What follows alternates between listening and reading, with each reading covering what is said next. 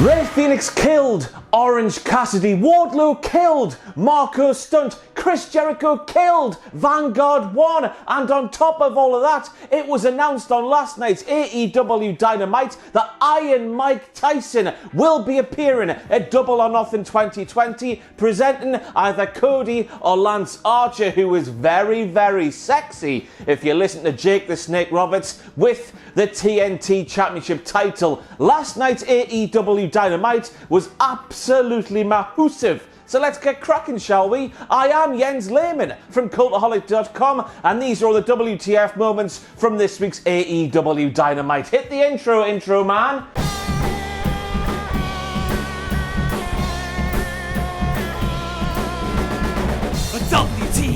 WTF!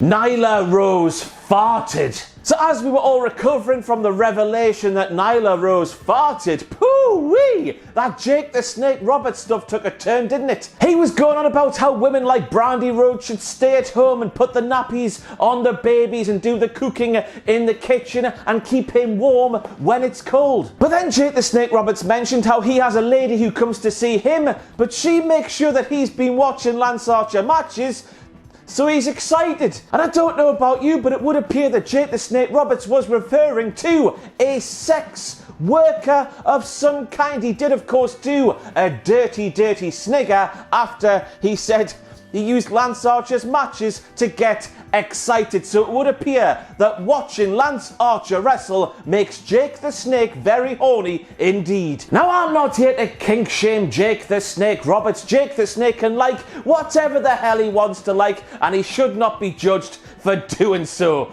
But you know, it would appear that in AEW here in the year 2020, Jake and a different kind of snake are coming to the fore. Ooh. Jake the Snake fancies big sweaty Archer. Jake the Snake fancies big sweaty Archer. Jake the Snake fancies big sweaty Archer. I told you it took a turn. And then after we learned that Jake the Snake Roberts gets all horny and sweaty and cross-eyed while he's watching matches of his client Lance Archer, the camera panned out to the crowd. We saw Sean Spears clapping along with Jake the Snake Roberts saying that Lance Archer makes him horny. We saw Jimmy Havoc nodding in agreement as Jake the Snake Roberts was speaking about Lance Archer making him horny. So it would appear that all the heels fancy sweaty Lance Archer. All the heels fancy sweaty Lance Archer. All the heels in AEW fancy Lance Archer.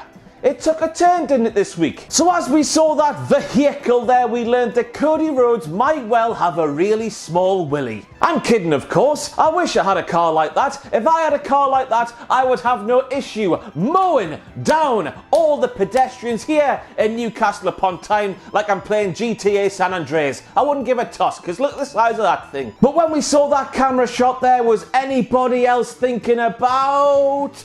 That should have changed right there. Hopefully it did. Yes, you were, weren't you? Fan-bloody-tastic, quite frankly, at Double or Nothing for the TNT Championship. Cody Rhodes versus Lance Archer. Monster truck on the roof of whatever arena they're going to. It needs to happen. Please make it happen. And then we have the really weird moment where Cody Rhodes saw fit to drive about 15 yards just so he can knock over some very flimsy looking things. And even though that truck there could clearly knock those flimsy things out of the park like Freddie Flintoff used to do in his pomp, for some reason Cody Rhodes just drove up to them and taparooed them, and they sort of flopped to the floor. Now I guess that in this day and age especially, nobody wants any unwanted repair bills, so I can see why Cody did what he did there. But however, man, Cody, we're boys and girls who like to see things smashed, aren't we?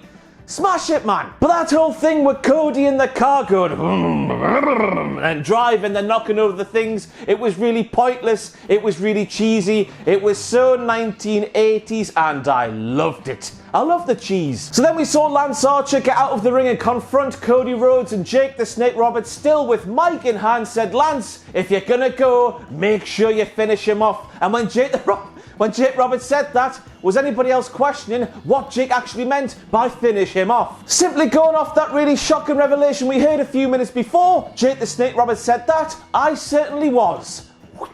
And you're just a squirrel trying to get a nut, Jake the Snake Roberts said to Cody Rhodes. Talking about Cody trying to get a nut, Jake the Snake Roberts, was all this happening while you were trying to bust one, pal, was it? This week's AEW was wild at the start, so it was. It was wild.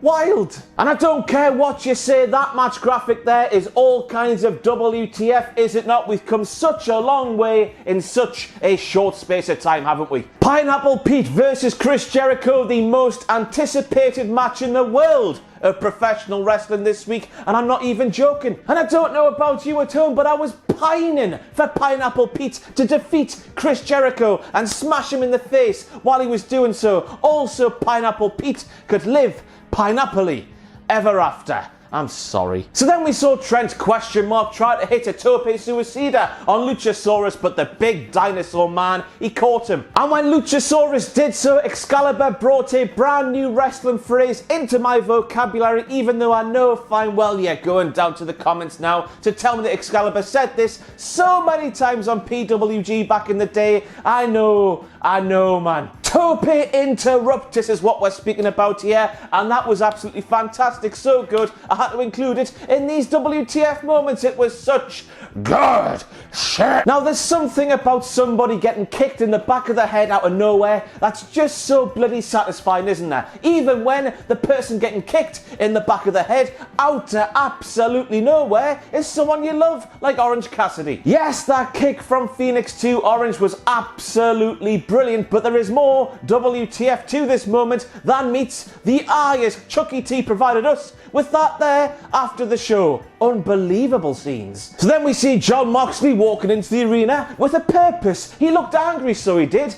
He wasn't doing this. What am I doing? Alex Marvez tried to grab a word with the AEW World Champion, but Jon Moxley just gave Alex Marvez some serious stank eye, presumably because it was Alex Marvez. Alex Marvez, with all of the charisma in the world, then said, "I have never seen Jon Moxley like that before."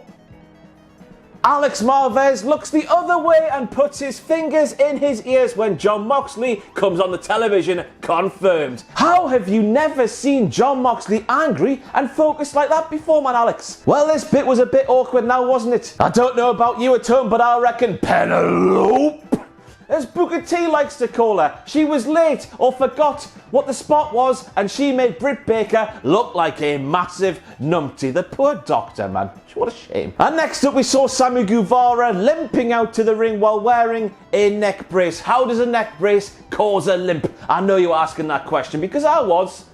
But Sammy's great, isn't he? But Sammy Guevara had a neck brace on right there and then when he was taking that move there. And after watching how that thing there went down, we learned that Sammy Guevara is simply one more traumatic experience for his neck away from being a younger, smaller, sexier, Spanisher, more godlike version of Tomohiro Ishii. So then Excalibur started telling us about the casino ladder match that's going to take place at Double or Nothing. And mid-sentence we changed the screen to that picture there. That picture there was full screen. And when that picture there went full screen, Excalibur's voice turned into something like this, which resembled Kevin McAllister from Home Alone pretending to be an adult. I know this was a crap impression. They all are crap, man. I can't do impressions. Obviously, this was a pre-tape. It was just weird how the pre-tape was sort of cut in midway when Excalibur was speaking live-ish. I know this wasn't live-ish on the show. That noise there, that is "we accept" in drone. Somehow Chris Jericho understood this and I didn't even know that drone was a language. But there you go, you live and learn in this life, don't you? And then we had the Inner Circle doing the worst thing we've ever seen on AEW Dynamite, even worse than the Nightmare Collective. It was ghastly. They took a baseball bat called Floyd and they beat up and murdered Vanguard 1, and then with Vanguard 1's really dead body lying in the middle of the ring, the Inner Circle were like, "Ha ha, that serves you right, Vanguard 1. I was sick to my core." And then we had Matt Hardy, who came out and he was absolutely gutted after witnessing the demise of his ally, Mr. Vanguard 1, who is of course a drone, remember? professional wrestling. It's fantastic, isn't it? But in that moment, Jim Ross actually conclusively turned heel on this week's AEW Dynamite as he openly mocked the death of actual human being drone Vanguard 1. How could you, Jim, you arsehole? And then we get to the announcement that came out of nowhere. It was just sort of plugged in towards the end of the show. Mike Tyson will be at Double or Nothing for the reasons I explained at the start of this video. Now, obviously, I know a lot of people are looking at this and going, WWE, they did that back in 1998. AEW, Mike Tyson's 20 years past his sell-by date, man. You're just copying WWE, you copycatting bastards. And while I partially do agree with that, how could they not see the comparisons that were going to be made by the naysayers and open themselves up to that sort of criticism? I don't know if you know, but Mike Tyson is making a return to boxing here in 2020. Videos on Instagram, go and watch them. He's looking like he was back in 1988. Absolutely fantastic stuff from Mike Tyson. So, Mike Tyson returned to boxing. The press, the name value, the whirlwind around Mike Tyson is bigger than it's been for God knows how long. Probably 20 years or so. I don't know. I don't follow the life and times of Mike Tyson, to be honest with you. So if Mike Tyson was not making a return to boxing, I too would be like AEW. Get your head out of WWE's arsehole. This is not 1998. What are you doing? But he is, so it might just be a very smart thing because the world once again is speaking about Mike Tyson. But at the end of the day, surely AEW are not bringing in Mike Tyson to do anything physical to their roster, although I would just love it.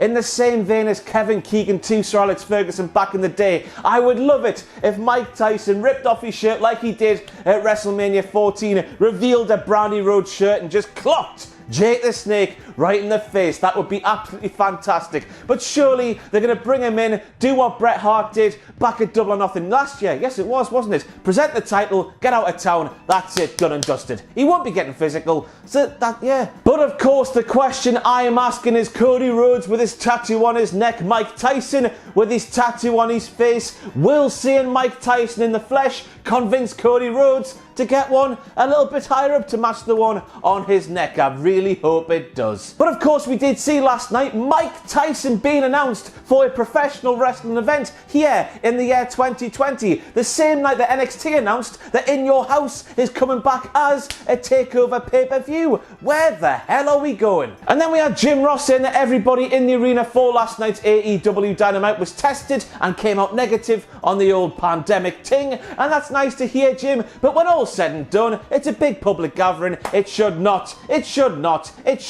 be happening. And that's the last time I'm going to mention this on these WTF Moments videos because the flack I get for bringing this up, it's not worth it anymore. So there you go. And so that was it for all your WTF Moments, I think, from this week's AEW Dynamite. I've been Jens Lehmann from Cultaholic.com. The football references have been a little bit too much this week. I'll accept that. I'm very, very sorry if you do not like the soccer. But looking forward to next week's AEW Dynamite. It is, in one word, a little bit stacked. We're going to see MJF versus Marco Stunt, Arn Anderson and Jake the Snake Roberts in the ring for an interview. Jake the Snake, that bloody pervert. I can't wait to see which dark turn it takes next week. It's gone really dark very quickly, hasn't it? Rey Fenix versus Orange Cassidy, number 10 from the bloody Dark Order versus Jon Moxley, and then finally Sammy Guevara versus Matt Hardy. That should be fantastic. That's it for this video. I will see you soon.